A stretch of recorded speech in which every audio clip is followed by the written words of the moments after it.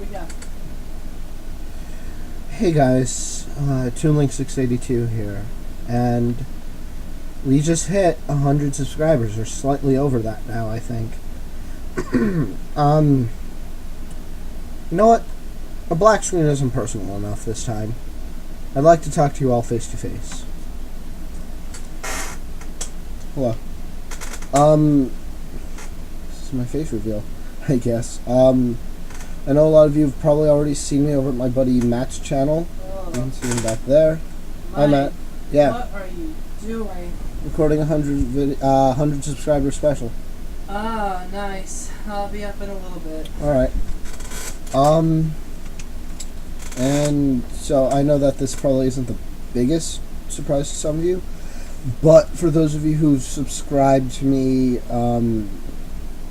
for one reason or another, who haven't visited my friend Matt's channel, which, by the way, I'm at his house right now. First of all, go to Matt's channel. He's a really good YouTuber, really funny guy, super nice. Seriously, just, yeah. Go to his channel. He's got way more subscribers than me, but the amplifier is going down like dick. It's supposed to be a serious video, but it's fine. I couldn't resist. I know. That's a little inside joke between us. But I figure, without his help, I probably wouldn't be here. Because if I had never met him, if I had never, been in his videos, a lot of you probably wouldn't know me, and as a result, I probably wouldn't be even anywhere close to having 100 subscribers. But I have 100 now, and it's really, really cool. I want to thank each and every one of you. I would like to do it personally, but unfortunately I don't have that much time or energy. But I suppose I do have some time to tell a quick little story. Come over for this one. Yes, come on, it's story time. Get out of here. Ugh. Now, I haven't told anyone, really, this story, at least not in full. Okay. Here we go. So, on the 16th of April, 1999, at just after 7 o'clock p.m., a small, sentient, fleshy bag of meat was cut out of a woman. And that bag of meat was me. I weighed 9 pounds 0 ounces. I weighed 9 pounds 0 ounces. And I, yeah, so there was that. And I was a very happy, healthy baby that had giant sideburns. Seriously, they called me Baby Elvis. I'm not kidding about that. My parents called me Baby Elvis. Interesting. I never knew Isn't that myself. Great? Isn't that great? That's interesting, yeah. So, growing up, I was born at John C. Lincoln Hospital in Phoenix, Arizona. And for 2.5 years, I lived there full time. On October 13th, 2001, my mom and I moved to Long Island, New York. Now you might be thinking, oh god, that voice crack. You know what? Screw it. No edits. This is going to be just raw, uncut, because you people deserve that from me. As a thank you. But you might be thinking, October 13th, 2001, that was awfully close to 9/11, wasn't it? Well, yeah. But my mom wanted me to move out to New York because she wanted a better education for me and a better future.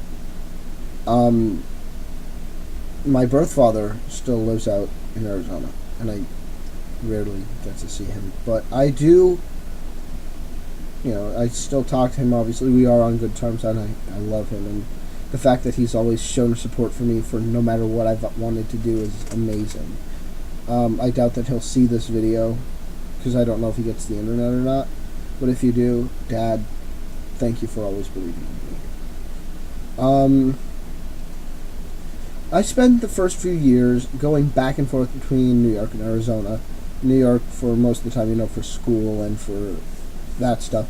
And then Arizona in the summer to see my dad. And on a hot summer day in 2005, I want to say, 2004 or 2005, I was about 5 or 6 years old, depending.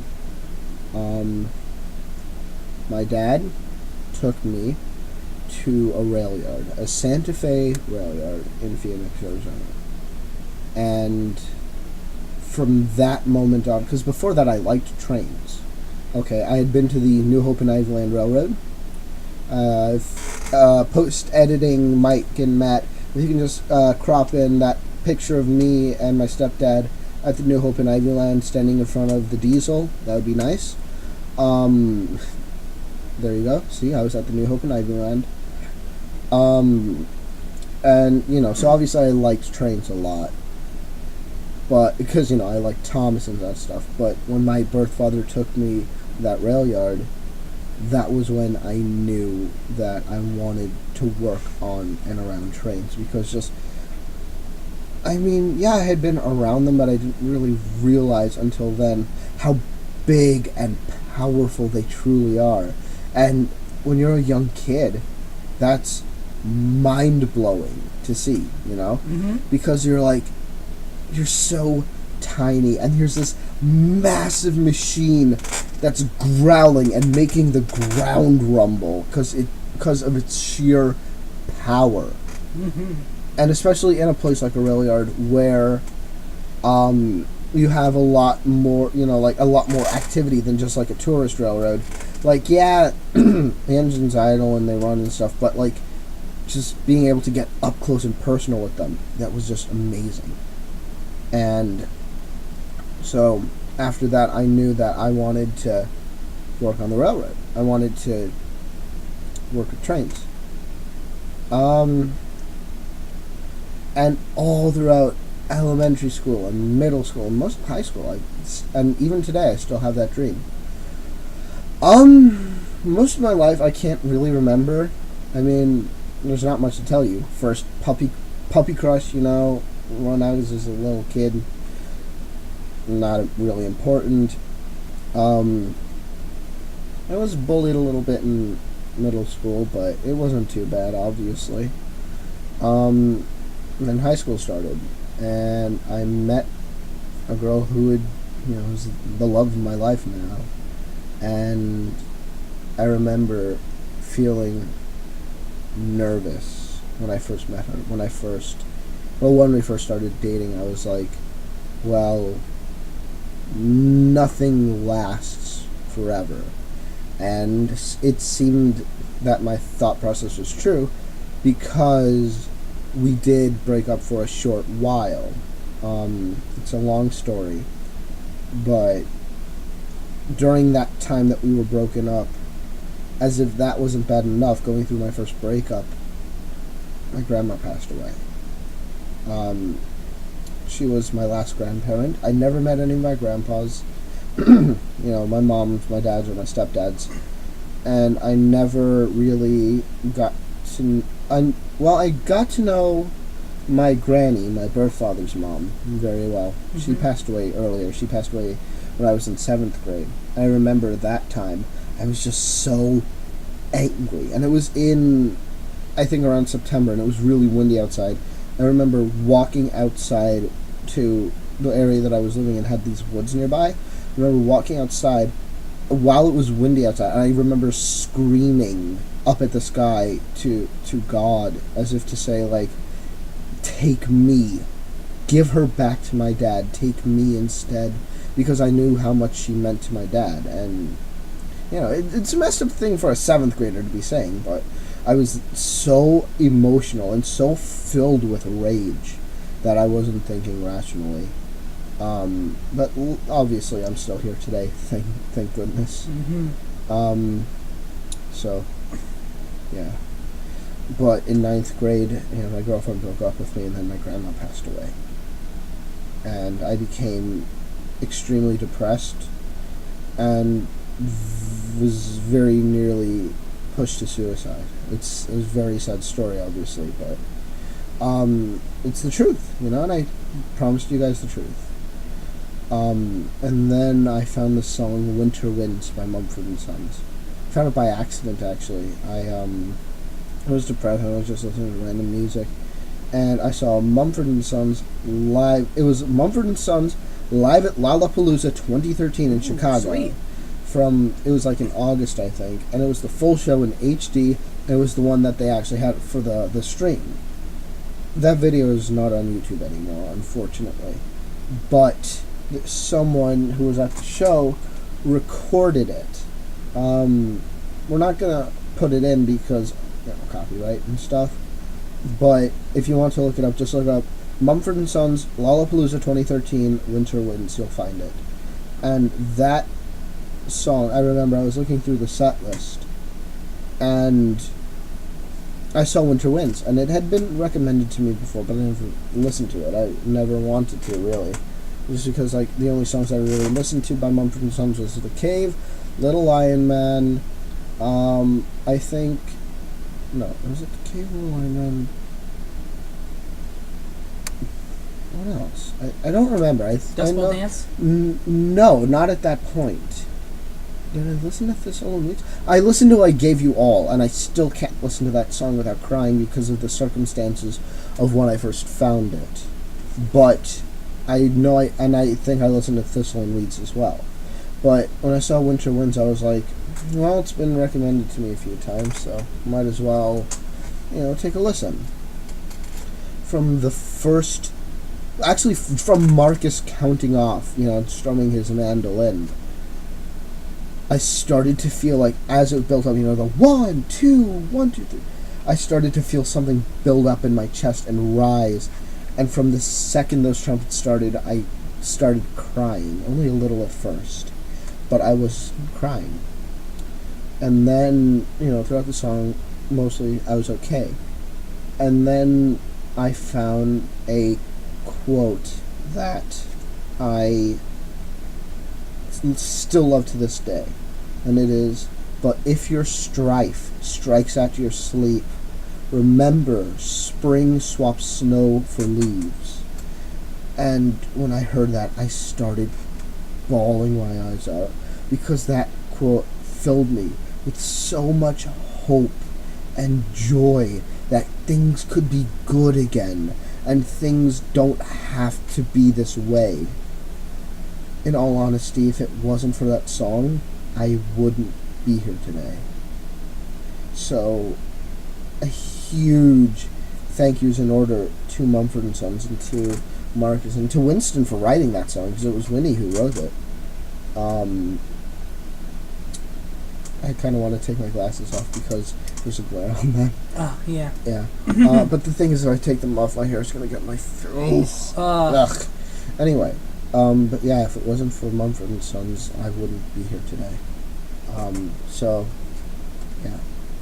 And then, over the summer, me and my girlfriend got back together, and we've been together ever since. So, if I discount the time that we were apart, because it was only like a couple of months, we've been dating for about 5 years. Now, I know that a lot of you are probably going to be thinking, well, why don't you, tie the knot? Why don't you ask her? Have you ever thought about getting married to her? That's all in the future, okay? Let's just figure out what's happening now first. Thinking about the future typically tends to get me a little bit nervous. So, and for good reason. But in 10th grade, we started dating again. It was really fun. We're still dating, like I said. And then I was given one of the most awesome teachers of all time. And he helped me get into this program. Sorry to play with my hair a lot. I'm trying to keep it out of my face. It's fine. But he helped me get into a program called Rail Camp. And I was at Rail Camp 2015, and I have a couple of videos up from it. And one of them is called Sorry I Phoned, because it was right as Amtrak were phasing out the AEM7 toasters for the new City Sprinters, and there was a double header of AEM7s, and I got super excited. My friends did too, and if you watch the video, I high-fived them and we start screaming about the toasters, and so I called it Sorry I Phoned, because at that time toasters were becoming more and more rare. So it was really, really special to see, because I'm sure it was. I knew that the AEM7s weren't going to last very long after that, and I was right. Just like a month later, if I move it over here, oh, that's horrible. But about like a month later, they were out. They were phased out completely for the AEM7s. Not the AEM7s, the ACS64s. Sorry, it's late, guys. Yeah, it's like 2:30 in the morning. It's 2 something. But anyway, yeah. So and then there were the videos that I uploaded from Strasbourg. I think, did I upload 3? Yeah, I uploaded 2 videos of 475 and 1 video of 89 with a. Oh god, what was it? It was some kind of 5-chime. One of the many, many Nathan copies. I don't remember if it was a Lima or a Great Northern or a CBQ or... Actually, I think it was CBQ. Not the point. Anyway, so that was amazing, and I got experience, and I got cab ride on Strasbourg 475, and I got experience with the Cagney Life steam locomotives, and I got experience in like the cabs of some diesels and electrics, and I got to learn a lot about them. And there's a picture of me out right now. In fact, it's on my DeviantArt account of me in the cab of Pennsylvania Railroad 7002 teaching Oliver Ilkamp about why it was the one in the museum is different from the original. It was very, very interesting. So that was 10th grade. In 11th grade, I met someone who would eventually become one of my best friends in this world, and the bassist in my band, and that's my friend Jake. When I first met him, I was like, well, first, we only bonded because we like trains.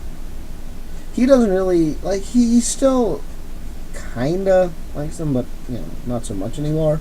He's going to be giving all of his stuff to me, hopefully, if I get my certain room cleaned out. It's a long story. But, and that's how we bonded. And then we found out, hey, we like the same kind of music, and we, like this and that. And I found out that Jake was making a show. He wanted to make a show in the style of Ruby called Reloaded. And I can't say a lot about it because it's still in its infancy. But we're still hoping to make it a show, as far as I know. At least I am, because it seems like a really good concept. And I mean, yeah, it's all good. It's all all in good fun. I mean, yeah, it's seriously, it's there's that. I remember, we used to listen to Blink-182. Like, we would stay after school. I'd go to his house, or occasionally he'd go over to my place, and we go up to his room and blast Blink-182 and Green Day and My Chemical Romance and all those emo and pop-punk bands that teenagers like. And I still like, and we are in a punk rock band, me and Jake, but we've since gone from doing, more pop-punk stuff to doing, melodic hardcore, like Lagwagon, No Use for a Name, No Effects.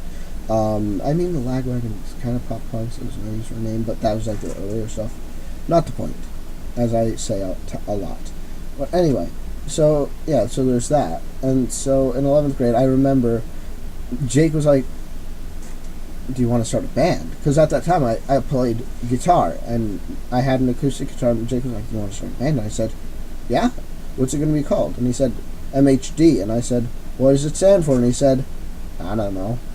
So, I mean, originally I was thinking something like My Hard Day, because, it was pop-punk, emo, that kind of stuff. And My Hard Day is, super, super emo sounding. Yeah. And, and you know what, though? It's it's not a bad name for a punk rock band, though, because, we wanted to make songs about, especially about being a teenager in today's modern society, in today's schools and stuff. We wanted to make songs about, how much stress we go through. And, I mean, we still do. for 11th grade, a lot of that was just planning. And then 12th grade happened, and I met 3 of the greatest people on the planet. The first is sitting right behind me right now. Hey guys. This right here, this is my band's sound guy. He's one of my best friends, and he's a massive collaborator on my channel. And I'm a massive collaborator on his. He's seriously, if you guys haven't subscribed to him yet, do it now. He's one of the most amazing, fun-loving people I know. The second is my drummer, my band's drummer, Joe. I remember when I first saw him, excuse me, I saw he was wearing a, My Chemical Romance t-shirt, a, 3 Cheers for Sweet Revenge t-shirt, which is my favorite MCR album, actually. And I saw it said MCR, and at the time I didn't really know their albums or anything. And when I looked at Jake and I go, "Hey, Yuri, Mo, he's wearing an MCR shirt. Go talk to him." And turns out he's been playing drums since he was I think 8 or 9. Wow. And holy cow. But when we found him, the deal was sealed. We were in a punk rock band. And if it hadn't been for his push, I probably never would have gotten my electric guitar. Probably would not even, our band probably wouldn't even be a thing anymore, really. You know what I mean? But it was really fun. The third person that I met was my friend Steven. He's awesome. He's one of the few people who can motivate me to get up off my butt and get moving and go out and do stuff and work out. And so honestly, I thank him for that, because he's just amazing for that. I've made a few friends and lost a few friends along the way as well. But as of right now, those people are probably the most influential people in my life. Is my girlfriend, my bassist, my drummer, Steven, and of course, last but certainly not least, Matt. And that's really it for now. I did have to repeat 12th grade because when I did it, when I was supposed to graduate, I was a terrible student. I was the worst. I didn't do anything, and I just wanted to sleep all day, and I didn't want to, I had senioritis, okay? Senioritis. Which, it's... I know itis in the medical term is a swelling of. I do not have a swelling of anything senior. Don't... That just sounds disgusting. That sounded weird. It just sounds gross. But, I didn't... I hated school, but I've started to enjoy it again. Not just for my friends, but because I'm starting to get into more subjects. I'm getting into astronomy, and I'm getting into criminal, crime justice? scene. No, well, criminal justice, yes. Also, forensic science, and nice. That kind of stuff. And so I'm really keeping my eyes open towards more stuff. And I don't know where the future's going to go. I still haven't technically graduated yet, because classes don't, we don't graduate till next month. And yeah, seriously, our school system is just, just bad. It's bad. Because we start in September, we end in June. When it's nice and boiling hot outside. I don't get it. But, that's all in the future. And you know what? What the future holds, although I don't know, I can't wait to spend it with all of you guys. Thanks for 100 subscribers, and here's to 100 more. My name is Mike. My name is Matt. We're signing out. Peace out, viewers. Thank you so much. Thank you.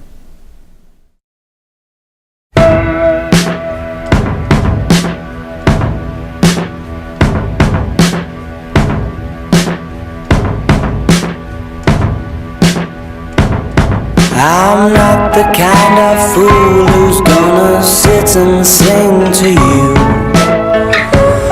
about stars, girl.